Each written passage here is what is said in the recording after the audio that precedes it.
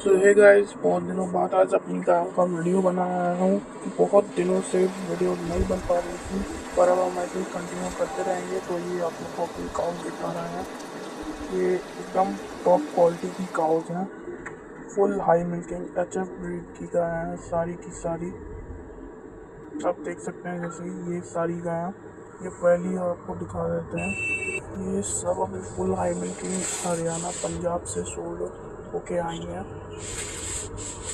जैसे कि आप देख सकते हैं, एक नंबर अच्छी ब्रीड की गाय है, सारी की सारी गौ माता एक नंबर है। अगर आप परचेज करना चाहें तो हमें कांटेक्ट कर सकते हैं।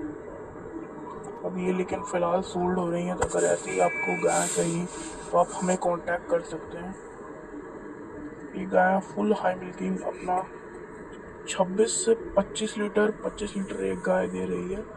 और ये गाय जो आप देख रहे हैं, ये भी एकदम एक शानदार एबीएस के आर्मडा बुल की है। ये को बहुत ऊंची को है गाय माता। ये वाली भी एबीएस आर्मडा वाली गाय माता है, जो कि बहुत ही अच्छी ब्रीड कैरेक्टर है।